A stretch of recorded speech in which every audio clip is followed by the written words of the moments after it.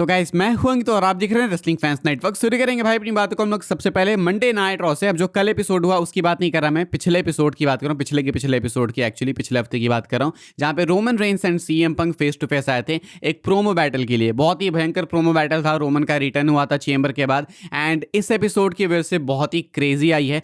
Prove करता है कि रोमन रेंस कैसे भयंकर वाले ड्रॉ बन चुके हैं। अपडेट है ये नेटफ्लिक्स की तरफ से, खुद ही Netflix has revealed that last weeks यानी कि 2 मार्च वाला episode of Monday night raw pulled in over 3 million viewership. It was over 200 K viewers यानी कि 7% फ्रॉम द प्रायर वीक। कहा जा रहा है कि रोमन रेंस जिस एपिसोड में अपीयर हुए उस वाले एपिसोड की व्यूअरशिप नेटफ्लिक्स के ऊपर 3 मिलियन आई, यानी कि 3 मिलियन व्यूअर्स ने इस शो को देखा। लाइव देखने की बात की जा रही है एंड बात की जा रही है कि 200 के व्यूअरशिप इंक्रीज हुई पिछले हफ्ते के कंपैरिजन में। यानी कि ये एलिमिनेशन चेंबर के पहले वाले शो की बात की जा रही है। जो चेंबर से पहले का शो था उसकी व्यूअरशिप तो मान लो कि 2.8 मिलियन थी एंड चेंबर के बाद वाला जो पहला शो था उसकी व्यूअरशिप आई 3 मिलियन। अंतर यह है कि चेंबर के पहले वाले शो में रोमन रेंस नहीं थे एंड चेंबर के बाद वाले शो में रोमन रेंस थे, तो रोमन के आने के बाद व्यूअरशिप 3 मिलियन टच कर गई एंड एक बहुत ही अच्छा सेगमेंट था रोमन पंक का, दोनों को फुल क्रेडिट्स। लेकिन रोमन के आने पे व्यूअरशिप ऐसे इंक्रीज हो जाती है।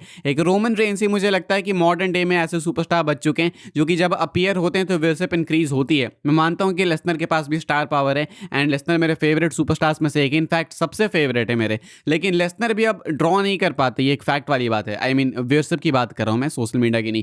व्यूअरशिप टीवी की बात करो, मतलब ऐसे जो ट्रेडिशनल नंबर्स होते हैं, या फिर नेटफ्लिक्स की बात करो, तो इस पे लेसनर भी अब ड्रॉ नहीं कर पाते हैं। Roman Reigns is the last biggest superstar कह सकते हैं, क्योंकि जब भी अपीयर होते हैं व्यूअरशिप नंबर कुछ तो ऊपर जाते हैं भाई। एंड ये आप अभी सामने अपने एग्जाम्पल देख ही सकते हो। आगे बढ़ते हैं, हम लोग बात करते हैं अगली अपडेट के बारे में, जो कि अपनी ESPN एंड WWE को लेके। इनकी डील मुझे लगता नहीं भाई बहुत लंबे टाइम तक चलने वाली है। इनके रिलेशंस आपस में अच्छे नहीं चल रहे हैं। आपको याद होगा जब ESPN पे WWE का पहला पेपर भी हुआ था रेसलपलूजा, उसके बाद ESPN ने इनको रेटिंग दी थी, मुझे लगता है E नहीं तो F की रेटिंग दे दी थी एंड इतनी बेकार रेटिंग दे दी कि WWE वाले शॉक थे। इसके बाद भी कोई बहुत अच्छी रेटिंग इन्होंने दी नहीं। लेकिन अब तुम नोटिस करोगे इन्होंने PLEs को रेट करना ही छोड़ दिया है। आखिर ऐसा क्यों भाई?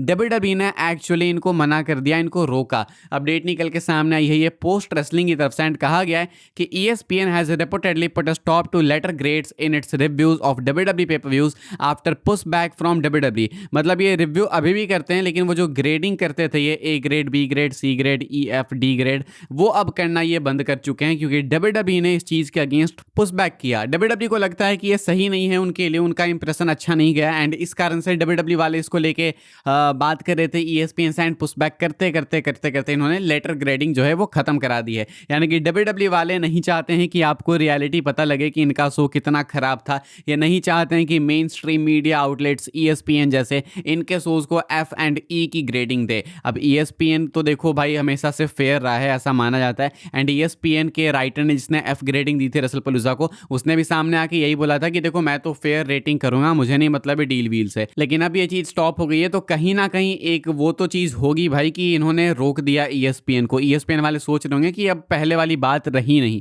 तो इनकी डील बहुत लंबे टाइम तक ऐसे मुझे नहीं लगता कि चलने वाली है। ESPN वाले अपेरेंटली खुश भी नहीं, उनको लगता है कि WWE वालों ने अभी तक कोई बहुत अच्छा शो डिलीवर भी नहीं किया है डील के बाद। इनफैक्ट उनका ये भी मानना है कि WWE वाले जो स्क्रीनिंग वगैरह स्टॉप कर रहे हैं वो ESPN के लिए लॉस का मामला हो सकता है। तो ऐसे में ESPN वाले WWE से खुश नहीं है एंड WWE वाले अपनी छवि छुपाना चाहते हैं, एक्सपोज नहीं होना चाहते हैं आप लोगों के सामने E ग्रेड F ग्रेड पाके। आगे बढ़ते हम लोग बात करते हैं रेसलमेनिया 42 में होने वाले एक कैंसल टाइटल मैच की। एक मैच प्लान किया जा रहा था भाई रेसलमेनिया 42 के लिए, लेकिन अब शायद ये नहीं होने वाला एंड ये है विमेंस US टाइटल का, यानी कि जूलिया के मैच की मैं बात कर रहा हूँ। ये अपडेट निकल के सामने आई है सेल्फ मेड PW की तरफ से। कहा गया है कि there were plans for Julia versus Jordan Grace versus Tiffany Stratton at WrestleMania 42 for the United States championship, but it is likely not happening due to Jordan Grace's injury. मुझे नहीं पता आपको पता है कि नहीं, जॉर्डन ग्रेस एक्चुअली इंजर्ड है। If I am not wrong शायद उनके एंकल में इंजरी आई है, कुछ तो ऐसा हुआ है एंड अगर ये इंजर्ड नहीं होती तो WWE वाले मेनिया में Julia versus Jordan Grace versus Tiffany Stratton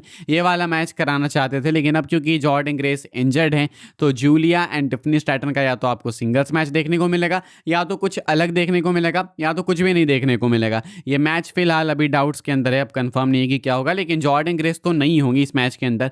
आगे बढ़ते हैं भाई, हम लोग बात करते हैं अगली अपडेट के बारे में जो कि कोडी रोड्स को लेके। तो मैंने आपको 3 दिन पहले बोला था कि मैं 2 दिन बाद आके वापस से आपको बताऊंगा कि डिसलाइक्स माइनस हुए या फिर नहीं कोडी रोड्स वाली वीडियो पे, लेकिन अभी तक डिसलाइक्स माइनस हुए नहीं है। 2 दिन क्या, मैं 3 दिन बाद आया हूँ भाई, एंड अभी इस पर डिसलाइक्स इंक्रीज होके 200 के हो गए, लाइक एग्जैक्टली 200 के तो नहीं, 199.6 के हैं, 400-300 बाकी हैं, लेकिन वो मालूम ही हो जाएंगे। तो 200 के डिसलाइक्स कोडी रोड्स की वीडियो पे हो चुके हैं, 8000 डिसलाइक्स और आ जाएंगे भाई, तो ये WWE की सेकंड मोस्ट डिसलाइक्ड वीडियो बन जाएगी। नंबर 1 पे अभी भी रॉक वाली वीडियो है 2024 से, नंबर 2 पे अभी वो रैंडी ऑर्टन वाली वीडियो है जो कि WWE की मोस्ट पॉपुलर वीडियो है, स्टेफनी मैकमैन वाली, लेकिन वो वीडियो जो है वो पीछे आ सकती है अगर कोडी रोड्स को 8-9 हज़ार डिसलाइक्स और मिल जाते हैं तो पता है तुमको क्या करना है। आई मीन देख लो भाई, फिलहाल ये भी साबित होता है कि 2-3 दिन बाद भी अगर डिसलाइक्स नहीं हटे हैं तो यानी कि डिसलाइक्स रियल थे। इंटरनेट पे बहुत ही एजेंडा चलाया गया कि डिसलाइक्स फेक हैं, बॉट है, ये है वो है, लेकिन यूट्यूब भाई 2-3 दिन तक 2 लाख फेक डिसलाइक लेके चल रहा है। मतलब हम लोग नहीं जानते यूट्यूब के बारे में,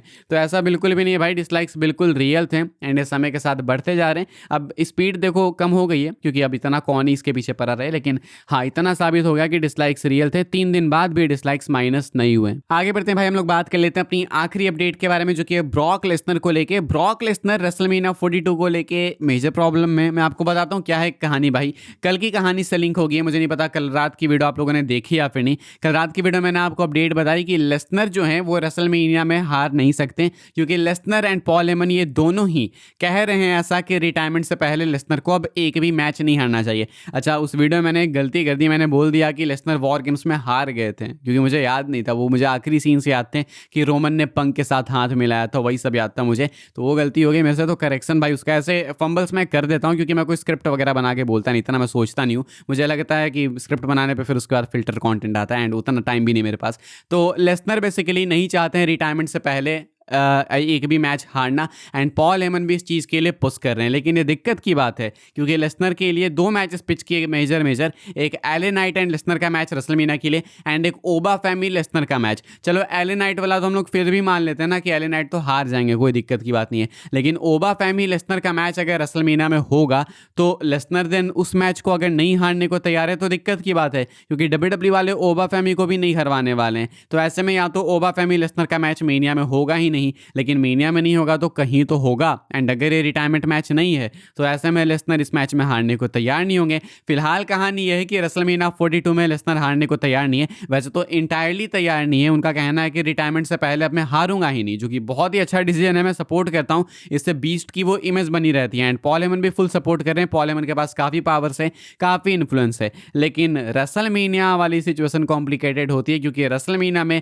चांसेस है लेसनर के हारने के, लेकिन लेसनर हारना नहीं चाहते हैं, चाहे सामने एले नाइट हो, गंथर हो, ओबा फैमी हो, कोई सा भी नाम ले लो। आप लोग बताना भाई आपके थॉट्स क्या हैं, क्या लेसनर को रेसलमेनिया 42 में हारना चाहिए या फिर नहीं। अच्छा, ये हारना नहीं, तुम लोग सब बोल दोगे कि नहीं हारना चाहिए, मैं क्वेश्चन पूछूंगा कि ओबा फैमी के अगेंस्ट मान लो मैच हो जाता है, तो क्या ओबा फैमी के अगेंस्ट लेसनर को ये वाला मैच हारना चाहिए मेनिया में या फिर नहीं, इसका आंसर करके बताना। एंड फिलहाल भाई इस वाली वीडियो के लिए यही सारी अपडेट्स थी। आई होप आपको इन्फॉर्मेशन मिली हो तो वीडियो को लाइक कीजिएगा, शेयर कीजिएगा एंड सब्सक्राइब कीजिएगा चैनल को, ताकि आने वाले टाइम के अंदर आपको और भी सही WWE के अपडेट्स वगैरह सबसे पहले देखने को, जानने को मिलते रहे। फॉलो कर सकते हैं आप लोग मुझे इंस्टाग्राम एंड ट्विटर पर, लिंक आपको मिलेगी डिस्क्रिप्शन में। ज्वाइन कर सकते हैं व्हाट्सएप चैनल को, उसके भी लिंक है डिस्क्रिप्शन में। मिलूंगा मैं आपसे अगली वीडियो में जल्दी ही, तब तक के लिए good bye, thanks for watching.